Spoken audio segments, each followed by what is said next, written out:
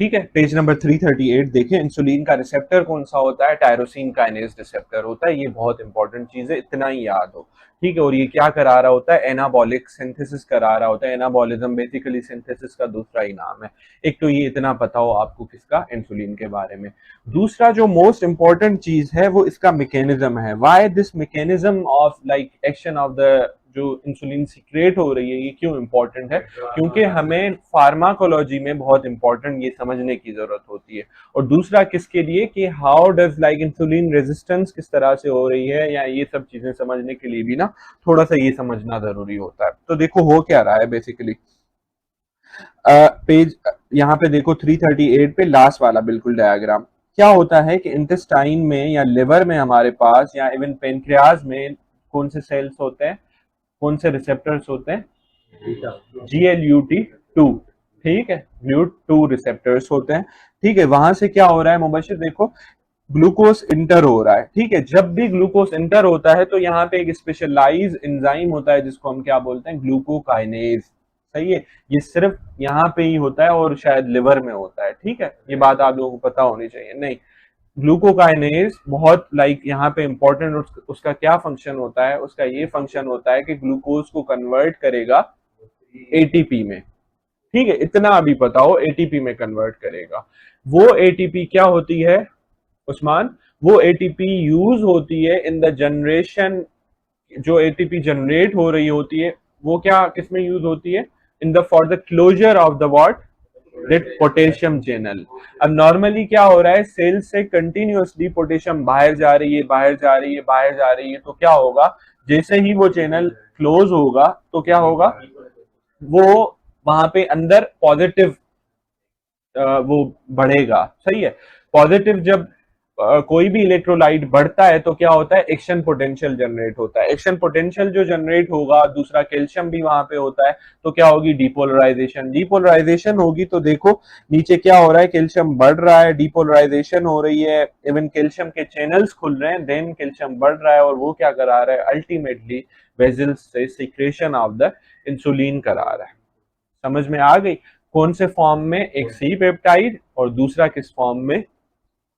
Insulin form में। जो stored होता है ना वो प्रो इंसुलिन फॉर्म में होता है। ठीक है, इतना ही समझना था।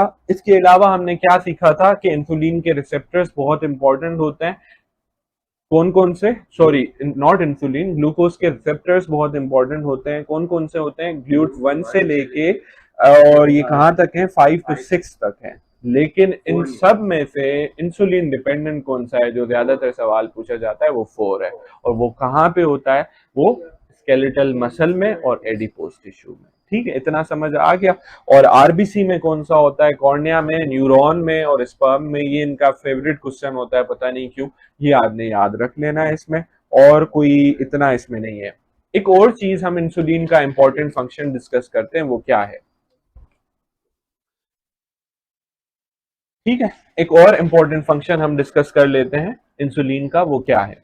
वो ये है कि इंसुलिन जो है वो क्या कर रही होती है? पोटेशियम को क्या करती है? सेल के अंदर भेज रही होती है। ये बात याद रख लेनी है। फरहान, क्या करती है इंसुलिन?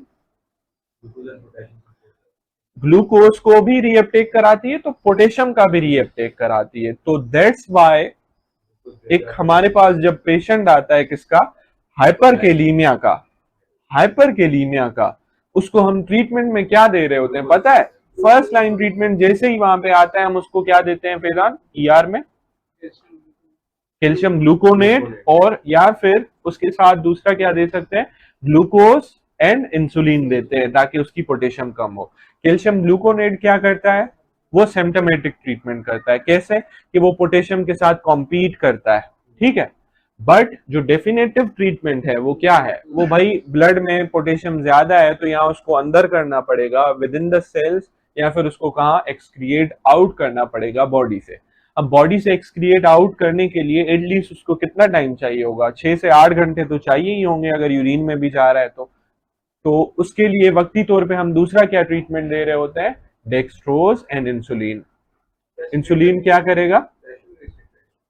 वो इंसुलिन क्या करेगा? जो पोटेशियम था उसको कहां भेजेगा? अंदर, सेल्स के अंदर। ठीक है भाई, ये बात समझ में आ गई आप लोगों को?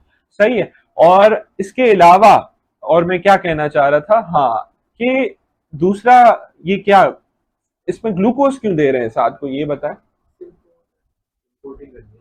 हाँ, नहीं, पोटेशियम ग्लूकोज इम्पोर्टर नहीं होता। हाइपोग्लाइसीमिया से बचने के लिए आप एक नॉर्मल पेशेंट को इंसुलिन का इन्फ्यूजन दे रहे हो तो उसको क्या होगी, हाइपोग्लाइसीमिया होगी। तो उस हाइपोग्लाइसीमिया से बचने के लिए हम क्या दे रहे होंगे, ग्लूकोज देंगे, ठीक है। अब इसको रीड दे दें, इस पेज को जो भी रीड दे रहा हो ये माइक ले ले, सिर्फ आप जैन आप दे दें, ये ले लें, ठीक है। हम पेज नंबर 338 को रीड दे रहे हैं। Insulin. Pre-proinsulin synthesized in RAR of pancreatic beta cells causes cleavage of pre-signal, which is proinsulin stored in secretory granules.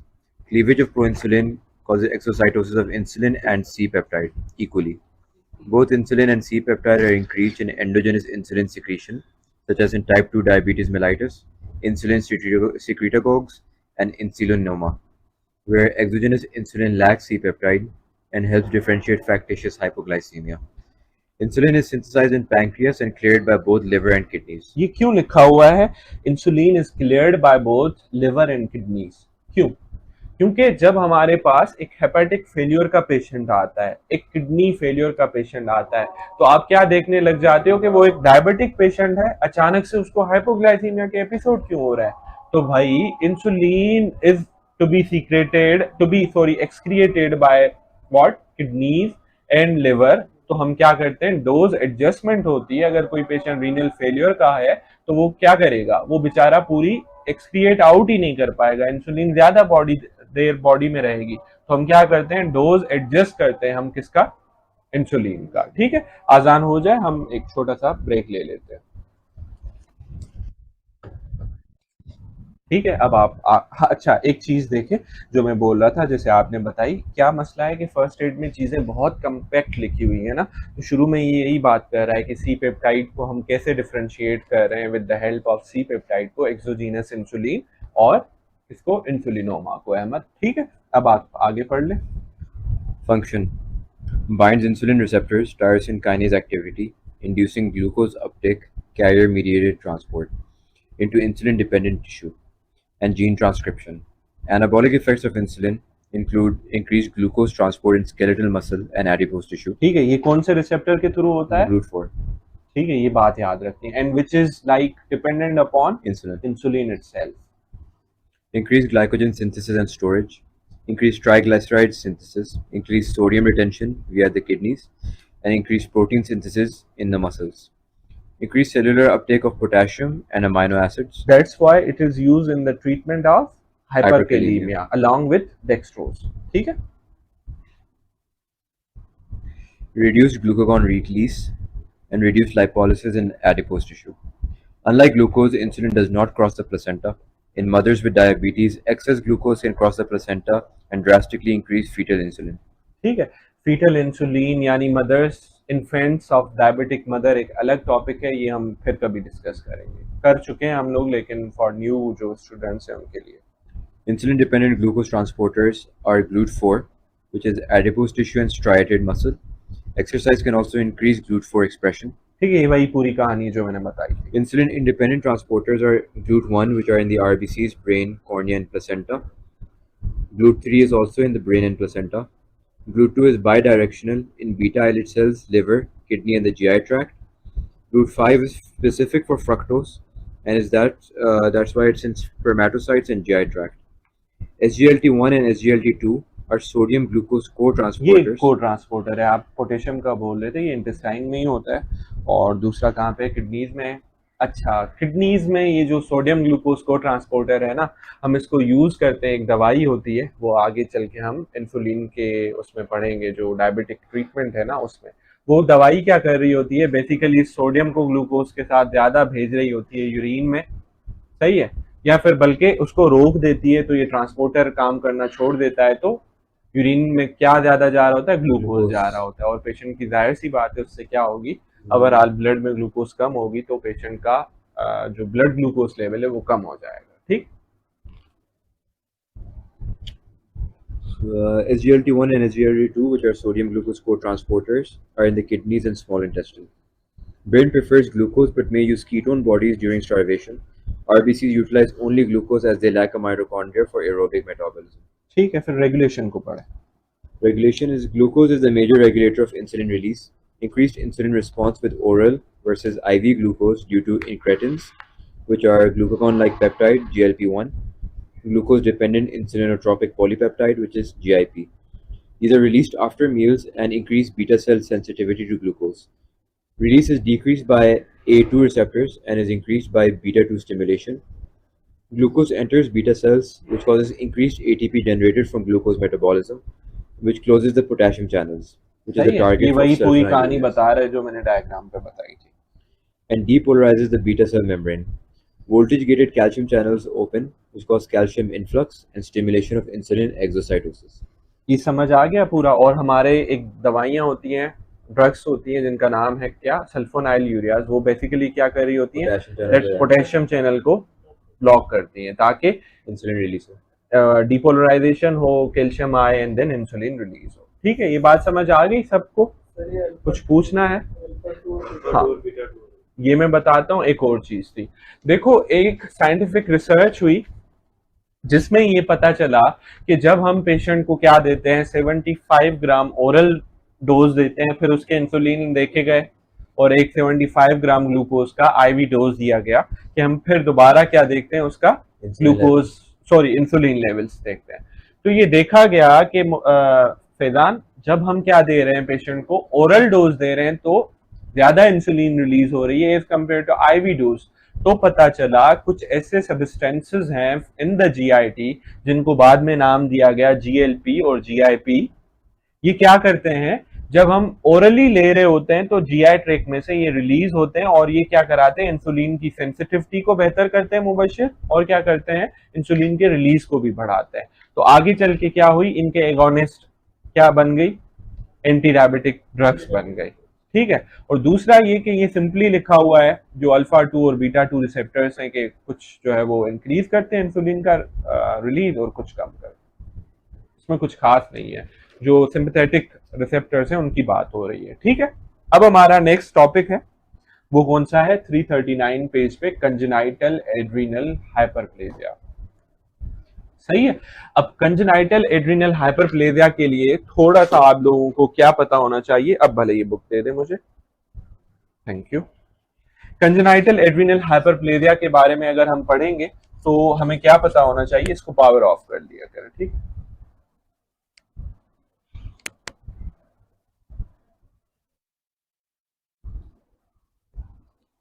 Congenital adrenal hyperplasia क्या चीज है। सबसे पहले आप लोगों को पता होना चाहिए कि एक ग्लैंड होता है जिसको हम सुप्रा रीनल ग्लैंड बुलाते हैं या फिर एड्रीनल ग्लैंड भी मुबशर बुलाते हैं। उसके 3 जोन्स होते हैं, 2 मेजर कंपोनेंट होते हैं, फिर एक के 3 जोन होते हैं।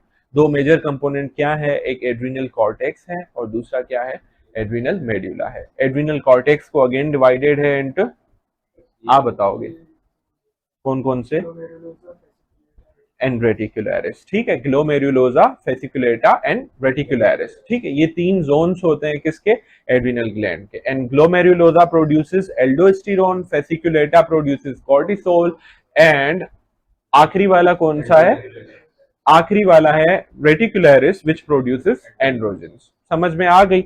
And these androgens can be converted into estrogen, ये बात आपको वैसे ही पता हो। ठीक है, वो टेस्टोस्टेरोन एंड डीएचईए प्रोड्यूस कर रहा होता है, but that testosterone can be converted into estrogen, कौन से हार्मोन के थ्रू, एंजाइम के थ्रू, सॉरी एरोमेटेज के थ्रू। ये बात आप लोगों को वैसे ही पता हो। दूसरी ये बात आप लोगों को पता हो कि एल्डोस्टेरोन का क्या फंक्शन है, बॉडी में क्या कराता है, सोडियम के लेवल को बढ़ाता है और पोटेशियम के लेवल को कम करता है और हाइड्रोजन के लेवल को कम करता है। यानी ये क्या कराता है, इंक्रीज इन सोडियम तो क्या होगा, बीपी को बढ़ाएगा, ब्लड प्रेशर को बढ़ाएगा, और पोटेशियम को क्या कम करेगा, यानी हाइपोकैलिमिया करेगा, हाइड्रोजन को कम करेगा। इस्माइल, तो क्या हुआ मतलब इसका कि दिस कैन कॉज, लाइक जब ये इंक्रीज होगा तो अल्कलोसिस हो सकती है। ठीक है, समझ आ रही है फैजान? ये बात हो गई एल्डोस्टेरोन की। और इसको स्टिमुलेट कौन करता है नॉर्मली जब ये कम होता है, तो रेनिन। ठीक है। रेनिन को कौन स्टिमुलेट करता है? एंजियोटेंसिन 2। ठीक है, उसको उसकी अच्छा मैं थोड़ा उल्टा बोल रहा हूँ, रेनिन कर रहा होता है एंजियोटेंसिन को, ठीक है। और उन सबको कौन ड्राइव कर रहा होता है? Decrease sodium levels in the blood and decrease blood pressure, ठीक है। ओवरऑल जो ड्राइवर है सब इन सब चीजों का, ठीक है। एल्डोस्टेरोन का इतना काफी है। कॉर्टिसोल क्या कर रहा होता है? नॉर्मली हमारी बॉडी में एक स्ट्रेस हार्मोन के तौर पे पहचाना जाता है। फॉर सपोज ये क्या कर रहा होता है? एक ये ग्लूकोज के लेवल को बढ़ा रहा होता है, ब्लड प्रेशर को मेंटेन कर रहा होता है along with epinephrine and norepinephrine, ठीक है। इसके दूसरे भी फंक्शंस हैं, ये इन्फ्लेमेशन को कम कर रहा होता है। इसके अलावा ये क्या कर रहा होता है? हाँ, फैट डिस्ट्रीब्यूशन को, बेसिकली ये क्या करने की कोशिश करता है? बॉडी को ग्लूकोज दे रहा होता है, ठीक है। इतना पता हो बस आप लोगों को किसका? कॉर्टिसोल का। एंड्रोजेंस क्या करते हैं? ठीक है, एंड्रोजेंस को समझने के लिए हम थोड़ा सा रिवाइज करेंगे फैजान किसको, जो हमारे होते थे congenitally development of sexual organs, ठीक है। तो थोड़ा सा रफली मैं बताऊंगा कि क्या होता था कि मेल के इंटरनल ऑर्गन्स किसकी वजह से डेवलप होते थे? टेस्टोस्टेरोन की वजह से। और जो external genitalia of the male है वो टेस्टोस्टेरोन कन्वर्ट होता था with the help of 5 alpha reductase DHT में। उसकी वजह से क्या बनता था? एक्सटर्नल जो सेक्सुअल ऑर्गन्स हैं, यानी डेवलपमेंट ऑफ द पीनस एंड क्या डिसेंड ऑफ द जो टेस्टिस होता था वो भी किसकी वजह से? डीएचटी की हेल्प से होता था, ठीक है। या फिर टेस्टोस्टेरोन भी, बट अगर डीएचटी भी कम हो तो फिर भी थोड़ा बहुत असर रहता है। इतना समझ में आ गया? While what does the estrogen cause? Estrogen females में क्या होता है? वो खुद ही हो रही होती है डेवलपमेंट, उसको कोई चाहिए नहीं होता हार्मोन। लेकिन estrogen has a major role in the secondary sexual characteristics in a female. इतना समझ में आ गया? एक और कॉन्सेप्ट थोड़ा सा, ठीक है। वो क्या कॉन्सेप्ट है फैजान? एक मेल पेशेंट है, उसमें टेस्टोस्टेरोन है ही नहीं, प्रोड्यूस ही नहीं हो रहा, तो उसके जेनिटेलिया किस तरह से होंगे? Ambiguous genitalia. एम्बिग्यूअस जेनिटेलिया अहमद किसको हम बोलते हैं? हम उन जेनिटेलिया को बोलते हैं कि जो हम डिफ्रेंशिएट नहीं कर पाए देख के कि ये मेल है या फीमेल है। ऐसा क्यों हुआ फरहान? कम थी, या टेस्टोस्टेरोन के बाद सेकेंडरी डीएचटी की लेवल कम थी। वो क्या करा रहा होता है? ऑर्गन्स को डेवलप करा रहा होता है, ठीक है। और अगर हमने ये क्या सीखा? एक मेल पेशेंट में अगर क्या नहीं होता? DHT and testosterone. और अगर फीमेल पेशेंट में ये डीएचटी और टेस्टोस्टेरोन बढ़ा हुआ मिलेगा, किसमें? फीमेल पेशेंट में। उसमें हमें एक टर्म बोलते थे विरलाइजेशन या वायरलाइजेशन, जो भी आप बोलो। उससे क्या होता है? फीमेल पेशेंट में उसके ऑर्गन्स जो थे वो क्लिटोरोमेगेली होती थी। इसके अलावा क्या होता था? हेयर ग्रोथ ज्यादा होती थी, एक्नी होता था, और उसकी सेकेंडरी जो सेक्सुअल कैरेक्टरिस्टिक्स थे वो ठीक से नहीं आ पाते थे, वो सप्रेस हो जाते थे। ये बात समझ में आ गई? और एक मेल पेशेंट है अगेन, उसमें क्या टेस्टोस्टेरोन और डीएचटी बढ़ा हुआ है, तो क्या आएगा उस्मान? उस मेल पेशेंट में डीएचटी और टेस्टोस्टेरोन बढ़ा हुआ है नॉर्मल लेवल से, तो क्या होगा? नहीं करो मजाक, आप बताओ जैन। एक इन्फेंट है, अभी पैदा हुआ है, उस पेशेंट के अंदर क्या होगा? प्रीकॉशियस प्यूबर्टी होगी। समझ में आ गई आप लोगों को ये बात कि क्या होगा उस पेशेंट के अंदर? प्रीकॉशियस प्यूबर्टी होगी, सही है। अब ये आ गया एंड्रोजेंस की बात खत्म हो गई। अब हम थोड़ा सा वंस अगेन जाते हैं एल्डोस्टेरोन पे। एल्डोस्टेरोन बढ़ा हुआ होगा तो क्या होगा? ब्लड प्रेशर बढ़ा हुआ होगा। पोटेशियम कम होगा, ज्यादा होगा? कम होगा। मेटाबॉलिक एसिडोसिस होगा या अल्कलोसिस होगा? अल्कलोसिस होगा, शाबाश। और एल्डोस्टेरोन अगर बहुत कम होगा तो क्या होगा? ब्लड प्रेशर कम होगा, सोडियम कम होगा, पोटेशियम ज्यादा होगी, और और एसिडोसिस होगा, शाबाश। ये बात भी आप लोगों को समझ आ गई? ठीक है। कॉर्टिसोल जब कम होगा तो क्या होगा? बीपी कम होगा वंस अगेन, और पेशेंट को क्या? नोजिया वॉमिटिंग के फीचर्स देता है, इतना काफी है। और हाइपोग्लाइसीमिया भी हो सकती है। ठीक है, आपस में बातें नहीं प्लीज। ठीक है, और अगर कोर्टिसोल ज्यादा होगा तो क्या होगा? हाइपरग्लाइसीमिया होगी, बीपी थोड़ा बहुत बढ़ा हुआ होगा। इतना समझ में आ गया? ठीक है। अब हम आते हैं किस पे, हमारी कंजेनाइटल एड्रिनल हाइपरप्लेजिया के टॉपिक पे। ये सारा बेस उसके लिए मैं बना रहा था, कैसे अब हम समझते हैं। देखो, आपको मैंने एक डायग्राम भी भेजी है, अगर आप विजुअली थोड़ा सा उसको अभी वो कर पाओ तो क्या होता था। सबसे पहले ऊपर कोलेस्ट्रॉल होता है, फिर नीचे एक सीरीज आती है कि वो क्या बना रही होती है, एल्डोस्टेरोन बना रही होती है। ठीक है जीशान। दूसरी सीरीज ऐसे सीधी आ रही होती है, क्या बना रही होती है, कॉर्टिसोल बना रही होती है। और तीसरी सीरीज इस तरफ जा रही होती है, क्या बना रही होती है, एंड्रोजेंस बना रही होती है। इतना समझ में आ गया? अब क्या होता है, ये जो बहुत ही इनिशियल वाला क्या था, प्रीकर्सर था उस्मान, कौन था, कोलेस्ट्रोल था।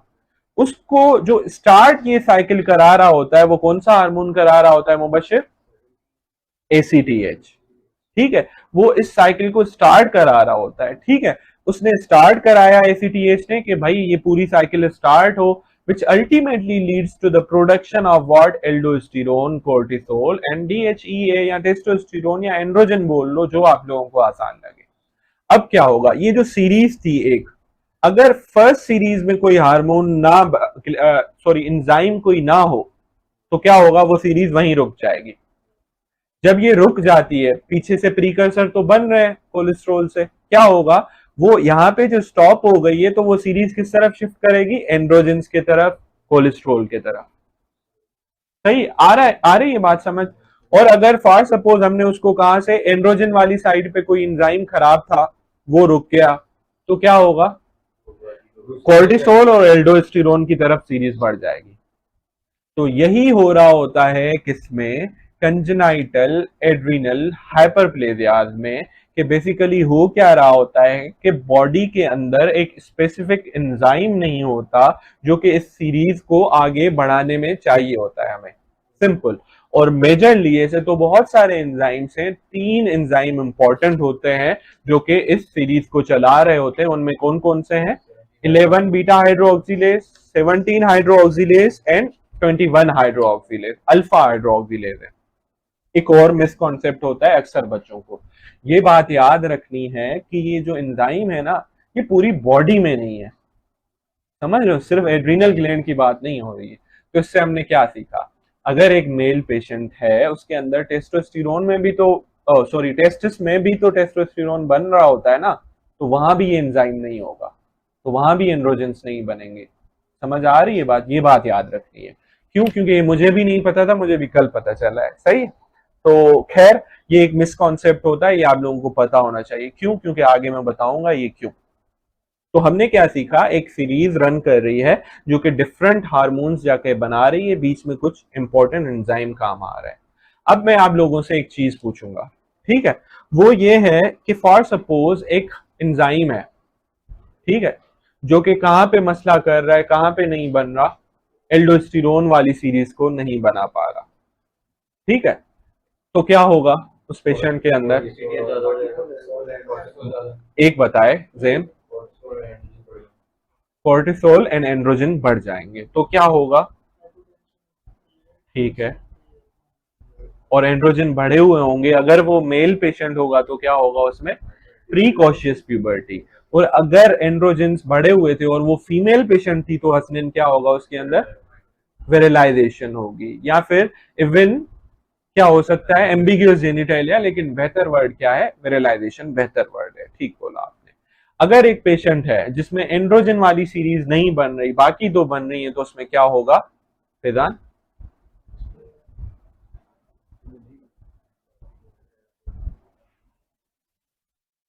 क्या होगा मुबशिर? ठीक है, क्यों क्यों एम्बिग्यूअस जेनिटालिया हो रहे हैं, अगर वो मेल है तो एंड्रोजेंस नहीं है, तो मेल के एक्सटर्नल और इंटरनल ऑर्गन्स के लिए क्या चाहिए होते हैं, एंड्रोजेंस चाहिए होता है। और अगर वो फीमेल होगी तो कुछ भी नहीं होगा उसको इन्फेंट के लेवल पे, लेकिन सेकेंडरी सेक्सुअल कैरेक्टरिस्टिक जब डेवलप होंगे तो वो डिलेड होंगे। इसके अलावा और क्या हो सकता है, ठीक है, और ग्लूकोज वगैरह बढ़ा हुआ होगा, पोटेशियम को अभी हम नहीं छेड़ते, थोड़ा सा भूल जाते हैं बच्चे न्यू जो होते हैं, ठीक है। अब हम इसको, किसी ने सोचा कि हम इस पूरी बातों को कंजेनाइटल एड्रीनल हाइपरप्लेजिया क्यों बोल रहे हैं, इस पूरी बीमारियों को ये क्यों बोल रहे हैं हम, इस पूरे जो तीन हमने पढ़े, एक बताए जीशान।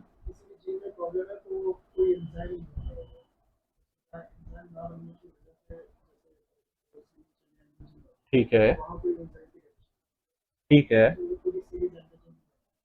ठीक है, तो उसको एड्रीनल हाइपरप्लेजिया क्यों बोल रहे हैं हम इसको आ रहा होगा आप लोगों को, हम इसको कंजेनाइटल एड्रीनल हाइपरप्लेजिया इसलिए बोलते हैं कि जब कोई भी हार्मोन की स्पेसिफिक सीरीज नहीं बनती ना, तो बॉडी में क्या होता है, ग्लैंड को लगता है उस्मान कि मैं अपना काम ही नहीं कर रहा हूं सही से। पीछे पिट्यूटरी क्या परसीव कर रहा होगा, भाई ये कोर्टिसोल नहीं बना रहा और मैं एसीटीएच भेजता हूं और इसको स्टिमुलेट करता हूं। तो अल्टीमेटली क्या होगा उस और स्टिमुलेशन से कि उस ग्लैंड की हाइपरप्लेजिया हो जाएगी, तो हमें क्या मिलता है, एसीटीएच बढ़ा हुआ एंड ग्लैंड की हाइपरप्लेजिया मिल रही होती है।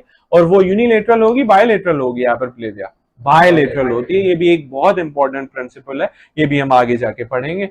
अब आप आ जाओ एक डायग्राम देख लो, अभी हमने रफली पढ़ा है ना, तो हम इसको थोड़ा सा नामों से याद करने की कोशिश करते हैं। अब आप 339 पेज नंबर पे डायग्राम देखेंगे, जिसमें क्या है, एड्रीनल ग्लैंड के सारी सिंथेसिस है किस तरह से हो रही होती है। ये याद रखना है कि सिर्फ ये यहाँ पे नहीं, अगर पूरी बॉडी में एंजाइम क्या होंगे, कम होंगे, ठीक है अहमद। अब देख ले, सबसे पहले क्या हो रहा है, कोलेस्ट्रोल से, ये भी याद रखना होता है, ये सारे कहाँ से डेरिवाइव्ड हैं, कोलेस्ट्रोल से, ठीक है। कोलेस्ट्रोल से क्या हो रहा है, प्रेगनलोन बन रहा है, ठीक है, ठीक है भाई, जो भी ये बन रहा है सही है। देन ये क्या हो रहा है, प्रोजेस्टेरोन में जा रहा है, देन डीऑक्सी कॉर्टिकोस्टेरोन में जा रहा होता है, then corticosterone, then ultimately lead to aldosterone.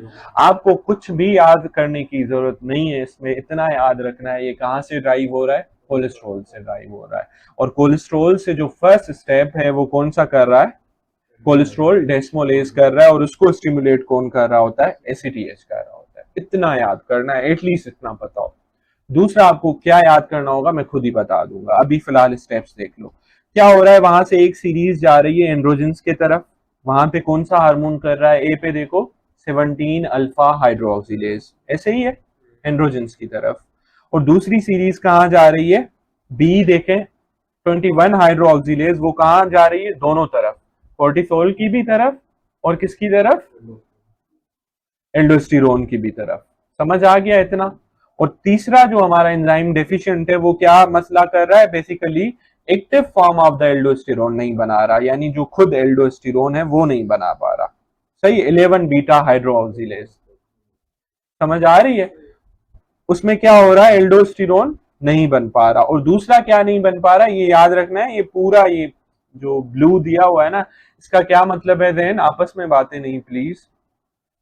11 beta hydroxylase क्या कर रहा है, मतलब ये ब्लू लाइन जो जा रही है ना, इसका मतलब ये है कि 11 बीटा हाइड्रोक्सिलेज डेफिशिएंसी में ना कोलेस्ट्रॉल बन रहा है उस्मान, ना ही एल्डोस्टेरोन बन रहा है। इन बी में भी यही सब हो रहा है, ना कोलेस्ट्रॉल बन रहा है, ना कॉर्टिसोल बन रहा है, ना एल्डोस्टेरोन बन रहा है, ना कॉर्टिसोल बन रहा है। ये मैंने दूसरी डायग्राम इसीलिए भेजी थी, ये थोड़ी सी कंफ्यूजिंग है, तो आप बस फिलहाल इतना याद रख लो। अब आ जाओ नीचे, सबसे पहले हमारी कौन सी है, 17 अल्फा हाइड्रोक्सिलेज। अब आप लोग मुझे बताओगे डायग्राम को देखते हुए, सबने बुक्स खोली हुई है, कि 17 अल्फा हाइड्रोक्सिलेज कैसे एल्डोस्टेरोन को कम कर रही है, और जो है वो, अच्छा 17 को छोड़ो, एक कंफ्यूजन है उसमें आप लोगों को होगी, 21 पे आ जाओ। 21 हाइड्रोक्सिलेज कैसे जो है वो बीपी को कम कर रही है, पोटेशियम को ज्यादा कर रही है, कोर्टिसोल कम हो रहा है, आप लोग बताओगे मुझे 21 वाली, आप बताओगे। 21 हाइड्रोक्सिलेज देखें, स्टेप नंबर बी, क्या हो रहा है, बेसिकली यहाँ पे important steps of the aldosterone भी नहीं हो पा रही, कोर्टिसोल भी नहीं हो पा रहा, तो पूरी साइकिल किस तरफ शिफ्ट होगी, एंड्रोजेंस की तरफ शिफ्ट होगी। जब एंड्रोजेंस की तरफ ये साइकिल शिफ्ट होगी, तो यानी आपस में बातें प्लीज नहीं करें आप लोग। जब 11 बीटा देखो ऐसे आपस में करते हो तो मैं भी भूल जाता हूँ बीच से। 21 बीटा हाइड्रोक्सिलेज जब नहीं है तो क्या हो रहा था, एल्डोस्टेरोन और कोर्टिसोल नहीं बन रहा था, वो नहीं बनता। अब इधर देखो सारे, जब एल्डोस्टेरोन कम होगा तो क्या होगा, बीपी कम होगा या ज्यादा होगा, कम होगा। पोटेशियम कम होगा या ज्यादा होगा, ज्यादा होगा। क्यों, नॉर्मली वो बाहर फेंक रहा होता है। पेशेंट एसिडोसिस में होगा, अल्कलोसिस में होगा, एसिडोसिस में होगा। क्यों, वो बाहर फेंकता था, अब नहीं है। शाबाश। कोर्टिसोल कम होगा तो कौन से सिम्टम्स होंगे Faizan, hypoglycaemia, hypotension again, and also nausea and vomiting. ये वैसे ही याद कर लो, ठीक है। सारा शिफ्ट कहां पे हो रहा था, एंड्रोजेंस की तरफ। अगर वो फीमेल पेशेंट होगी तो किस फीचर्स के साथ पैदा होगी जीशान, विरलाइजेशन के साथ। और अगर वो मेल पेशेंट होगा देन तो किस तरह से, प्रीकॉशियस प्यूबर्टी के साथ आएगा। ठीक है, अब पढ़ो आप लोग, देखो यही सब लिखा हुआ है, कुछ याद करने की जरूरत ही नहीं है। आ रहा है नजर, देखो सारी चीजें।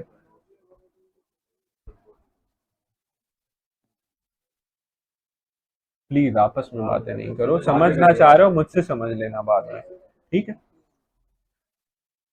अच्छा, इसके बाद हमारा नेक्स्ट क्या है, 11 बीटा हाइड्रोक्सिलेज। देखो वो कहां पे था, वो वंस अगेन वही काम करा रहा था, किसका, नहीं, कोर्टिसोल और एल्डोस्टेरोन को। सही है। 11 बीटा हाइड्रोक्सिलेज की मैं बात कर रहा हूं, वो क्या बना रहा है, कोर्टिसोल एंड एल्डोस्टेरोन अगेन। एक सिर्फ जो अक्सर स्टूडेंट्स को चीज कंफ्यूज करती है, वो एक बात आ रही है यहाँ पे। देखो एक चीज को समझो, यहाँ पे बीपी क्यों बढ़ा हुआ है, आप लोग बुक देख रहे हो ना, देख के बताओ क्यों बढ़ा हुआ है बीपी। अल्डोस्टेरोन वो बन रहा है। नहीं नहीं, अल्डोस्टेरोन का वो बन रहा है, बेसिक अल्डोस्टेरोन वो नहीं बन रहा। क्या नहीं बन रहा, एल्डोस्टेरोन। अल्डोस्टेरोन नहीं बन रहा। अच्छा देखो, ये जो 11 बीटा हाइड्रोक्सिलेज है ना, ये थोड़ा सा नीचे की लेवल का एंजाइम था, तो तब तक थोड़ा हल्के फुल्के वाला एल्डोस्टेरोन का डेरिवेटिव बन चुका था, जो कि किसके काम करता है, एल्डोस्टेरोन के, यानी वीक एल्डोस्टेरोन बन चुका था। उस वीक एल्डोस्टेरोन का क्या नाम है, 11 डीऑक्सी कॉर्टिसोन। समझ रहे हो ये बात, ये क्या है, एक वीक एल्डोस्टेरोन है। नॉर्मली क्या होता, ये अपने फंक्शन इतने ज्यादा अच्छे नहीं कर पा रहा होता, लेकिन मसला क्या है, यहाँ पे एसीटीएच बहुत बड़ा हुआ है, तो इसके लेवल्स क्या होंगे, बहुत बड़े हुए होंगे। क्यों, क्योंकि आगे नहीं पुश हो पा रही ना साइकिल, तो ये भी हमें बहुत ज्यादा लेवल में मिलेगा, तो इसकी वजह से क्या हो रहा है, ये बीपी में चेंजेस आ रहे हैं। ये बात याद रखनी है आप लोगों ने। दिशान ये बात समझ आई, ये एल्डोस्टेरोन, कोर्टिसोल और डीएचई है। हाँ सही है, एल्डोस्टेरोन नहीं आ पा रहा, कोर्टिसोल नहीं बन पा रहा, तो क्या होगा, आप लोग फिर आपस में बात कर रहे हो, मैं मुझसे पूछो, मैं समझा रहा हूँ, बताओ। अब समझ में आ गया। तो देखो क्या हो रहा था, एक उसका वीक डेरिवेटिव बन रहा था, और क्योंकि एसीटीएच बहुत ज्यादा है तो वो वीक डेरिवेटिव बहुत ज्यादा अमाउंट में पड़ा हुआ है फैजान बॉडी में, तो उसकी वजह से क्या हो रहा है, बीपी हाई रह रहा है, यानी एल्डोस्टेरोन के एलिवेटेड वाले सिम्टम्स आ रहे हैं, अलोंग विथ क्या, वही सारे सिम्टम्स जो कि एंड्रोजेंस बढ़े हुए में मिलेंगे। कौन से, किसके सिम्टम्स, एंड्रोजेंस बढ़े हुए होंगे तो किस तरह से आएंगे, आप ये पूछ रहे हैं। देखो एंड्रोजन जब बढ़े हुए होंगे मेल में, टेस्टोस्टेरोन बहुत ज्यादा है, एक बच्चा पैदा हुआ है, तो क्या होगा, उस बच्चे में जो उसके सेक्सुअल ऑर्गन्स हैं वो बहुत मेच्योर मिलेंगे हमें, तो उसको हम क्या बोलते हैं, प्रीकॉशियस प्यूबर्टी। और अगर वो फीमेल थी, फीमेल में नॉर्मली टेस्टोस्टेरोन इतने लेवल्स में नहीं होता, तो उस फीमेल पेशेंट में क्या होगा, हेयर ग्रोथ मिलेगी। क्लीटोरिस क्या है, क्लीटोरिस बेसिकली एक फीमेल का सेक्सुअल ऑर्गन है, जो कि डेरिवेटिव है किसका, मेल के पीनस वाला, मतलब फीमेल डेरिवेटिव है। तो क्या होगा, एंड्रोजेंस की वजह से उसकी ग्रोथ बहुत हमें नजर आएगी कि भाई क्लीटोरिस की इनलार्जमेंट मिल रही है। और क्या मिल रहा होगा, बाल वगैरह, हेयर ग्रोथ मिल रही होगी, तो ये फीमेल में, इस सारे फीचर्स को हम क्या बोलते हैं, विरलाइजेशन। ये बात समझ में आ गई। और अब देखो आखिरी हमारा 17 अल्फा हाइड्रोक्सिलेज, उसमें क्यों बीपी बढ़ा हुआ है, अब आप लोग ही बताओगे। अच्छा 17 अल्फा हमने नहीं किया था ना, ये छोड़ा था, अब उसमें क्यों बीपी बढ़ा हुआ है, ये बताओगे आप लोग। जो पहला पहला था ए था यार, इसकी वजह से नहीं, 17 अल्फा हाइड्रोक्सिलेज तो साइकिल ही कौन सी चला रहा है, एंड्रोजेंस वाली चला रहा है, तो कोर्टिसोल और एल्डोस्टेरोन ज्यादा होंगे। अच्छा सॉरी, कोर्टिसोल इसमें कम है, सॉरी मेरी गलती है। तो क्या होगा, एल्डोस्टेरोन वाली लाइन ठीक चल रही है, ठीक है, उसकी वजह से क्या है, बीपी ज्यादा, पोटेशियम कम।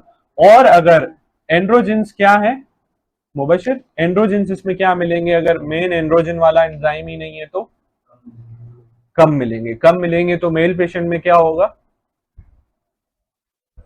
Ambiguous genitalia. फीमेल पेशेंट में क्या होगा, नॉर्मल होगा। सेकेंडरी सेक्सुअल कैरेक्टरिस्टिक्स डिलेड होंगे, किसमें, हाँ लेकिन वो वाला नहीं, नहीं ठीक है ये, लेकिन 11 डीऑक्सी बढ़ा हुआ है। एल्डोस्टेरोन क्यों कम है, आप लोग ये पूछ रहे हो। देखो 17 अल्फा हाइड्रोक्सिलेज का एक किरदार किसमें भी होता है, in the development of aldosterone भी होता है, इस वजह से। नहीं नहीं, एल्डोस्टेरोन कम है इसमें। 17 अल्फा में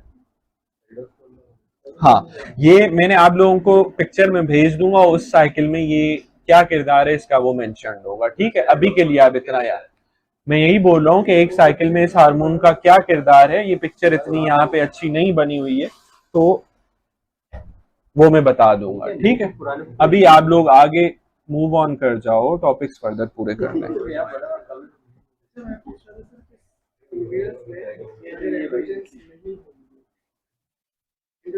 ऑलरेडी कितना टाइम जाया हुआ है, आप लोग फिर भी आपस में वो कर रहे हो। आज मेरा कुछ और मूड है। हाँ बोले, आप बोले। फीमेल पेशेंट में एंड्रोजन नहीं बन रहा है, सेकेंडरी सेक्सुअल कैरेक्टरिस्टिक्स नहीं डेवलप होंगे इतने अच्छे, मतलब डिलेड होंगे। क्यों होंगे ये मुझे किसी ने नहीं पूछा, क्योंकि वो ईस्ट्रोजन की कन्वर्जन होती थी। अब इस बार क्या होगी, जब एंड्रोजन कम है तो ईस्ट्रोजन वो जो पेरिफेरली कन्वर्ट होती, तो बॉडी में ओवरऑल बॉडी क्या परसीव करेगी, डिक्रीज ईस्ट्रोजन, इस वजह से। अब एक न्यूमोनिक याद करने की कोशिश करते हैं, भाई ये इतना मुश्किल है, हमें कैसे याद हो कि किसमें बीपी कम होगा, किसमें जो है वो एंड्रोजेंस का मसला होगा।